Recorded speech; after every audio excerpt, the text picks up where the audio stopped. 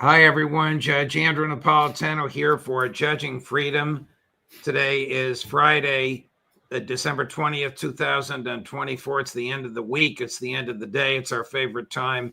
It's the Intelligence Community Roundtable with my two longtime friends and collaborators, Larry Johnson and Ray McGovern, doing their double duty this week as usual. Larry and Ray, welcome here. We have a lot to go through, a lot of unexpected events this week. Larry, I will start with you because you've written about this as recently as yesterday.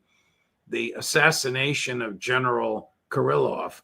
Was there any conceivable military benefit to the Ukrainians to murdering him? And do we know who was behind it? Not who planted the bomb, but who set it up? Yeah, well, zero military advantage. Doesn't change a single thing tactically or strategically for Ukraine, other than enraging the Russians even more, if that's even possible for them to be more angry. As far as the recruitment process, I think this individual is from Uzbekistan, reportedly was part of an ISIS-related group, which means an Islamic extremist group.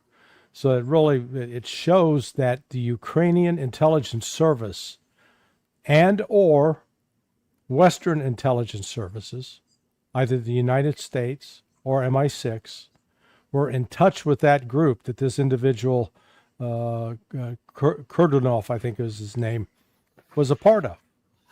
Because he didn't just read something on Craigslist saying, hey, we're looking for a bomber to blow up a high-ranking Russian general, right. $100,000 and a passport to Europe. In fact, the very fact that a passport to Europe was in the offing really points to an MI6 involvement, because it's only a European government that can issue a passport to get you into the EU. Ukraine doesn't have that wherewithal. So what this shows is that this was, in my view, coordinated both between the Ukrainian intelligence, British intelligence, and they selected an individual who was, they're saying, oh, he's not that intelligent, he's not that smart. Nonsense. This man had to have had training with explosives. He had to have some training with how to set up a remote camera. He had to have training with comms, how to communicate to the handlers who were going to detonate a remote-controlled bomb. He had to have training on how to place that bomb on board that scooter in such a way that it was unobtrusive, and then to plant the scooter in a way that nobody would bother with it. So this was not some wild-eyed Muslim maniac who just was putting a jihad on for Allah. Wow. Ray, is it likely? It is likely that MI6 was involved. The British elites and the BBC are praising this thing. Is it likely CIA was involved? Does the CIA do assassinations like the Mossad does? No, it's forbidden by Executive Order 12333, Judge. Actually, that is a specific prohibition against either assassinating people or participating, enabling assassination. It's impossible to know. MI6 and CIA are really joined at the hip. There's very little that one doesn't share with the other. On something as sensitive as this, however, I have to leave for the possibility that CIA is just learning it at the same time as the rest of us. Wouldn't Larry, and then we'll finish on this, wouldn't MI6 and CIA both know of this in advance? Isn't the SBU, the Ukrainian intelligence service, essentially subjugated to both MI6 and CIA financially and structurally? Well, it is a dependent relationship, but there's also a bit of codependency in this. And it's not to say that Ukraine cannot go off and do some things on its own. But again, the fact that this individual says he was offered $100,000 for doing it and a passport to Europe. So the passport to Europe is the giveaway. Ukraine does not have the ability to issue passports to Europe. And I don't think this guy was just saying, oh, yeah, I'll trust these folks. I think he had to see, show me the passport. Let me see my picture and let's, verify that I've got this. Right. In fact, it was going to be delivered to him Look, the entire logistics of this guy comes from Uzbekistan. Where does he buy the scooter? How does he buy the scooter? Is he carrying around a wad of cash? Does he use a Russian credit card? How does he arm the device? How does he put it on? And then at some point, there's got to be a communications test, because this thing's going to be remotely detonated. And it's going to be remotely detonated with a pretty sophisticated, you've got the device with the detonator on the explosive on the bike, but you've got a camera that's also simultaneously transmitting images to people that are supposedly sitting in Kiev with the remote detonator. This is very sophisticated stuff. So absolutely, this is more than just Ukrainian SBU in my view. At a minimum, MI6, and it would not surprise me that CIA had a hand in it as well, because CIA has a tradition of double dealing. On the one hand, we're fighting terrorism, and on the other hand, we're arming and equipping them. Talking about it, thank you, Larry. Talking about arming and equipping them, Ray, is there any question but that MI6 and CIA armed and equipped HTS and al-Jawlani in Syria, even though there's a $10 million bounty on his head posted by the American government, and even though HTS has been characterized as a terrorist organization by the British and American governments? No, the answer to that is a simple no. And one wonders why that $10 million reward has not been removed from their website there at the Department of State. I wonder how long it's going to take them to take their new friend and rehabilitate him, so to speak, by making it clear that no one's going to go after him for the $10 million reward. It's serious to believe, Larry, that this guy is being rehabilitated, or are Christians and those not of his sect in what remains of Syria and subject to his jurisdiction in danger? Yes, to all of the above. He's playing a role, just like Zelensky and this guy are alike in so many aspects, other than he's a bigger, taller version of it. They look alike. They were dressing alike up until last week, and I think the CIA handlers realized a lot of people were noticing that he looked like Volodymyr Zelensky channeling Che Guevara, and they said, "Oh no, we're going to go for something a little bit more upscale, more Wall Street."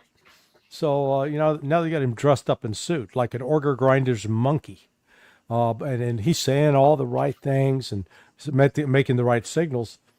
But, that's not what he's been doing over the last 10 years. And when it was not just State Department, it was the Central Intelligence Agency, and it was the Counterterrorism Center, the National Counterterrorism Center, that put this guy's outfit with him in the lead of it as one of the top 10 terrorist groups for the last 7 years. So, and that takes some work to get into that top 10. Ray, the IDF has seized, according to Ambassador Murray, more than Syrian land equivalent to more than 3 times the size of the Gaza Strip. Do you expect them to give it back? No. Now, this has a history, of course. They occupied the Golan Heights during the war in 1967. And was that war provoked? No, it was not provoked. Menachem Begin admitted in 1972, former Prime Minister of Israel, that the Egyptian forces moving up in the Sinai, they were no threat to us. We have to be honest. We have to admit that we chose that time to attack Egypt and Syria, and look at the results. Well, the results were the Golan Heights all the way down to Egypt, Gaza, and the rest of the West Bank and everything else. Okay, so they admitted what they did. That was the objective, and we achieved it. Now, with respect to Syria, I've been up on the Golan Heights. My God, it is incredible. You could see forever. You could see into Lebanon. You could see into a good portion of Syria. You see Mount Hebron up there. It's incredibly commanding heights. So that they seized them and expanded them is no surprise to anyone. I just wonder, how many years it's going to take before the rest of the world says, no, that's not allowed, and comes down hard on Israel, not only for the, for the genocide, but for expansion that, the German name is Lebensraum, okay? More room for Israel in this case rather than for Nazi Germany. Larry, is Donald Trump going to say to Bibi Netanyahu at some point, enough is enough? Or is he salivating over the blank check that he thinks is coming his way? Based upon some of the things that he said over the last week, I think there's still room for some surprise with Trump. He's certainly not keen on expanding the war in Ukraine. When it comes to, when he had the chance to place blame on what happened to Syria, he put it all on Turkey. And, the Turks and the Israelis, while they've cooperated in the initial stages of this, they're inevitably going to come into conflict because Turkey feels it has more right to this land in Syria than the Israelis do. And then the Turks and the United States are going to come to blows over the Kurds in the east. So, the United States is going to have to either honor its commitment to have their back, the Kurds' back, that is, or fight the Turks. Interesting, it would be a fascinating choice. So, this entire former country of Syria is turned into Yugoslavia now, when Yugoslavia broke up into various ethnic parts and ethnic regions. Is there any conceivable American national security interest, Larry, in Syria? No. Okay. Switching gears to Ukraine, Ray, how much longer do you think the Ukraine military can last? Well, they can last as long as Putin allows them to last. There has been incredible attrition at a higher pace over the last couple of months. The Russians are about to take Podgorsk, a major hub, a communications and logistics hub. So it won't be long. The question is whether Putin will delay full victory until Trump comes in. I suggest he almost certainly will. He doesn't want to take over all of Ukraine, nor does he want to take over Poland and Baltic states like Biden has accused him of doing. So there's room for some rhetorical flourishes there by Trump by saying, oh, look, I persuaded Vladimir, my old pal, I persuaded him not to try to take Poland, not to try to take the Baltic states. He doesn't even want to take all of Ukraine. Now, he has taken up the Dnieper River, and we're going to deal on that basis. I think there's room for a deal there. Maybe it's the hope being, the wish being father to the thought. But, if you look at it, let's say this term in General Kellogg's proposal, no Ukraine and NATO for 10 years. Well, Putin can come back and say, 50 years, okay. Trump, how about 35 years? Deal. 35 years from now, is Ukraine going to be able to go into NATO? Who knows? But, this thing is not in concrete. And Putin has shown himself, look, we're willing to talk. Let's get somebody to talk to and then see if we could deal. He's open to it. We'll have to see how Trump is. But I think some of his advisors, as Larry hinted, are a little bit less rigid, let's say, than the collective Biden, Blinken, and Sullivan. Larry, in the death throes of the Biden administration, they have a bizarre view on whether Putin is winning or losing. When I saw this clip, I said, Chris, have it ready. I want to see Larry's blood boil. Here is Jake Sullivan. Bite your tongue till it's over. Here is Jake Sullivan yesterday, cut number 17. If I had told you 3 years ago that Joe Biden was going to announce a special military operation to take Ottawa in a week, and 3 years later he was in the wheat fields of Manitoba, losing thousands of soldiers a month, with inflation over 10% and interest rates in America over 20%, 600,000 Americans either dead or wounded, and we're inching out little Canadian town by little Canadian town. Because this is the Trump plan, by the way. I don't know if you know this. Yeah. Yeah. I mean, you would have said, you wouldn't sit here saying, wow, America's really winning that war in a big way. That's great for America. You would never say that. But somehow we're saying, oh, the Russians, they're doing great. They are not doing great. They set out on a strategic objective of taking the capital, Kyiv, wiping Ukraine as we know it off the map. And they have failed in that, and they will fail in that.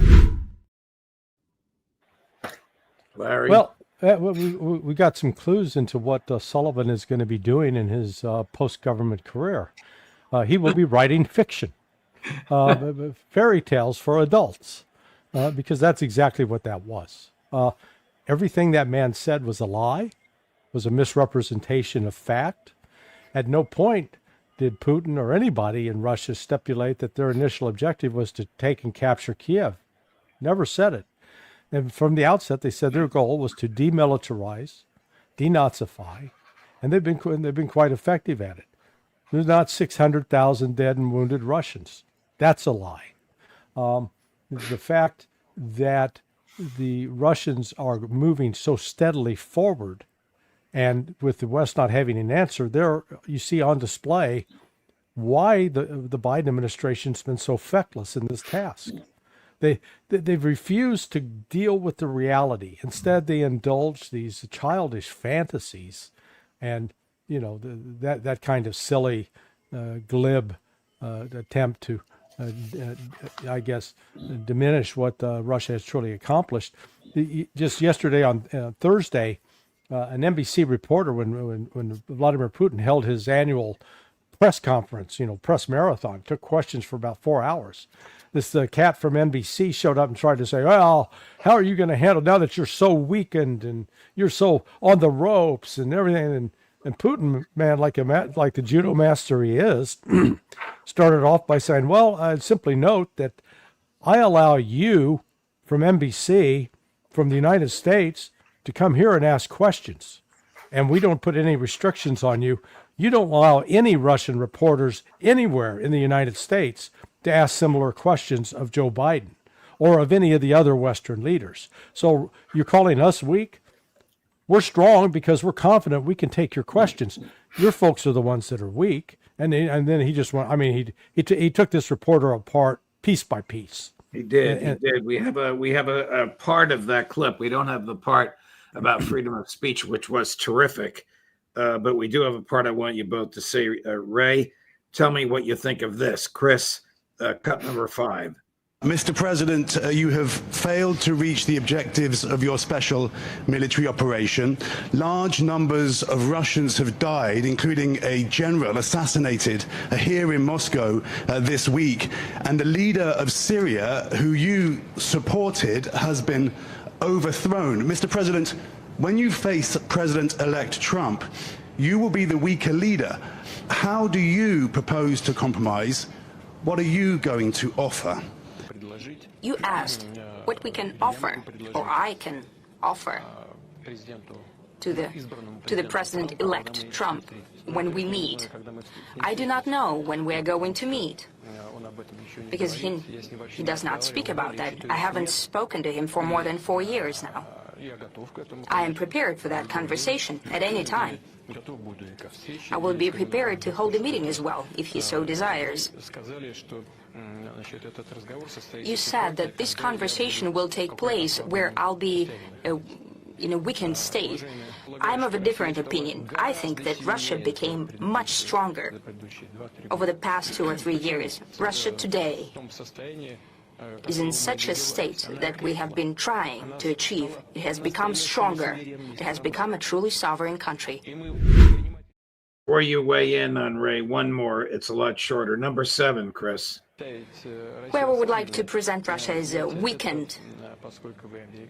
And as you're an American, I would like to remind you of a well-known writer and a person who said at a certain time, the rumors of my death are much exaggerated.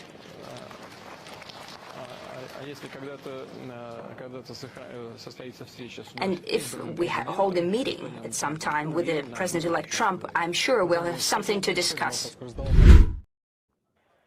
The Russian president can quote Mark Twain. I wonder if American presidents can quote Tolstoy or Solzhenitsyn. Ray, go ahead, please. Keir Simmons from Central Casting, NBC, has got the word from Sullivan as to how the Russians have taken it on the chin. Okay, it's almost as though Putin was glad that he put it in those terms, because he was very easily to say, look, we're winning, we're much stronger. And then he quoted GDP and other figures. It's the takeaway here is that Putin is extremely confident, and he's confident for lots of reasons. And one primary reason is that the situation 3 years ago, exactly 3 years ago, looked very dire for him.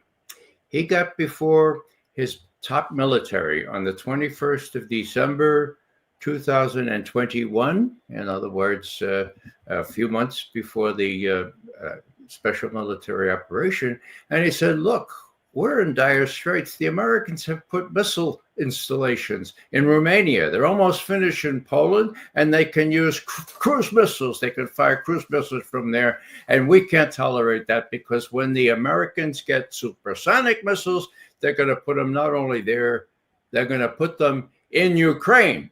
Okay, and so we need hidebound treaties. We need written documents this time. Then you looked at his four-star generals. You could see it. If you're right, written documents. How about the ABM treaty? How about the INF treaty? How about opens? So then Putin says, well, now that has not worked in the past, but we're going to try again. What happens? That was the 21st of December. 9 days later, the Kremlin calls the White House and says, Mr. Putin wants to talk to Mr. Biden like right away. Well, Biden's home alone at Christmas time in Delaware, okay? He takes the call, to his credit. And Putin says, look, my military is really exercised about these missiles you're putting in Romania and already almost in Poland.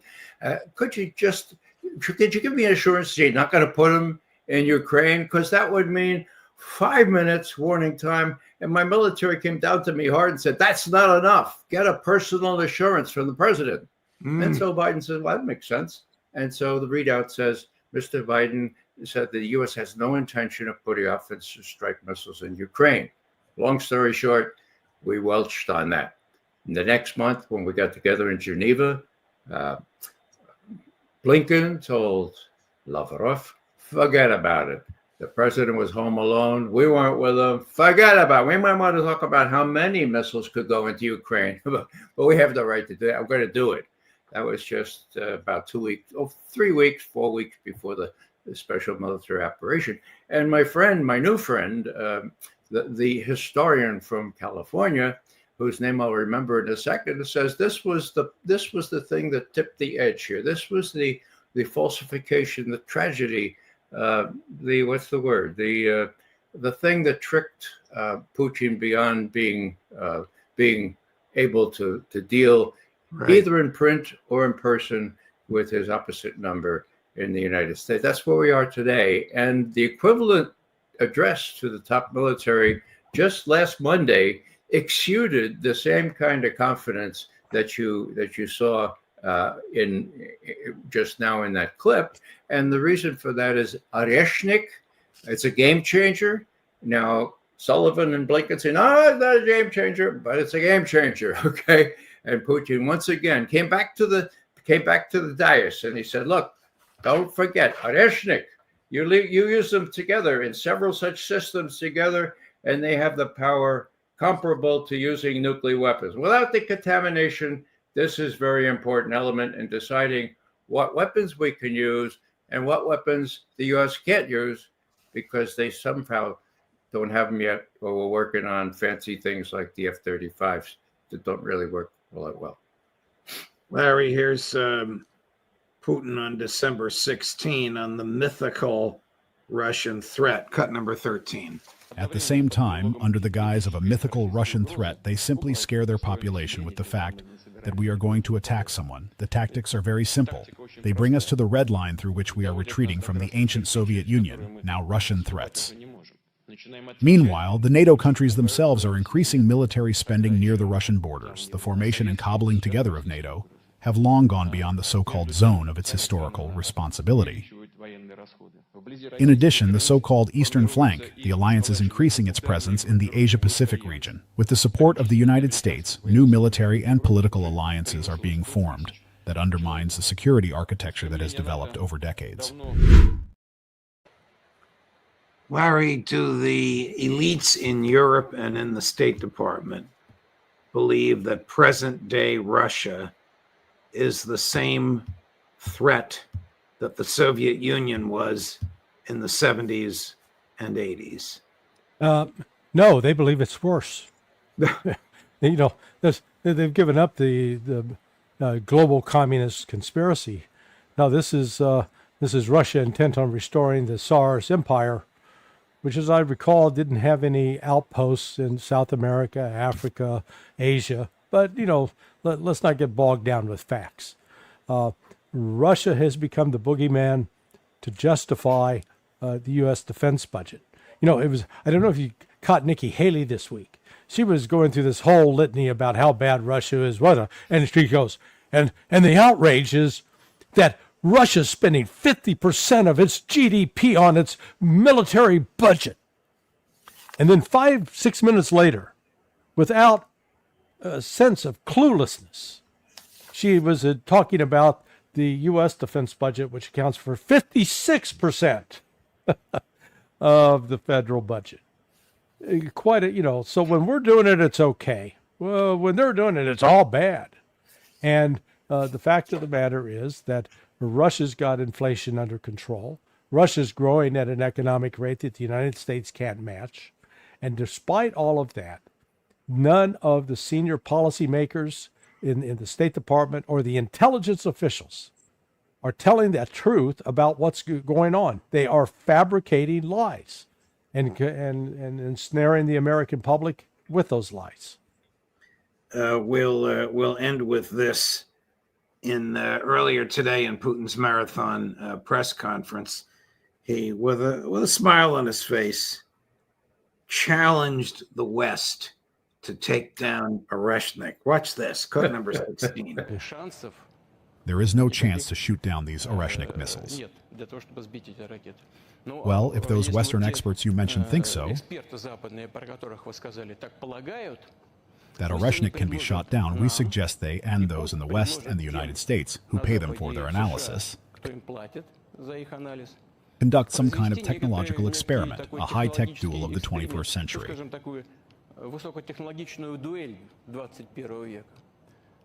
Let them name some object, let's say in Kiev, concentrate all their air defense and missile defense forces there, and we will hit it with Oreshnik and see what happens. We are ready for such an experiment. Is the other side ready? That was yesterday on the 19th in his marathon. What do you think, Ray? Well, again, I think that exudes confidence. But I would caution that even though, as opposed to 3 years ago, Putin is riding very high, he still is deathly afraid of the collective Biden, Blinken, and Sullivan and what they might do in the next 5 weeks. Okay, these are less predictable than Trump, for God's sake, for these next 5 weeks. So they're on high alert. Putin said that his conventional forces are on high alert right now, lest something really bad happen. And if you think about a mistake, maybe it's a mistake in quotes, or a false flag sort of thing, nothing is beyond these people. And so even though he has the advantage now, I think he's on tenterhooks to get to the 20th of January, when at least he can talk to his opposite number and kind of get a feel for whether a deal is possible on Ukraine. Larry, I'll give you the last word on Putin and Russia, on Joe Biden and Donald Trump. The United States refuses to accept Putin at his word, indulges, I guess, egregious fantasies about what Putin is and about Russia's capabilities. My hope is that Donald Trump, who's being lied to by the intelligence, we now have absolute proof that he's being lied to, that he understands that he's being lied to, and he trusts his own gut instinct that he can get something done with Putin. But he's going to be in for a surprise. The Vladimir Putin he's meeting now is not the Vladimir Putin he knew 8 years ago. This is a different Vladimir Putin. And this Vladimir Putin is going to be a much tougher negotiator than anything that Donald Trump has ever encountered. Gentlemen, thank you very much. On a long week. We have a short week next week. I know you'll be with us early in the week, but thanks very much for your time. All the best. Have a great weekend. Great. Thanks so much. Thanks, Judge. Next week is, of course, Christmas on Wednesday, but we will be with you on Monday and Tuesday with Alistair Crook, Larry Johnson, Ray McGovern, Pepe Escobar, Professor Jeff Sachs, and Scott Ritter, Monday and Tuesday. Judge Napolitano for Judging Freedom.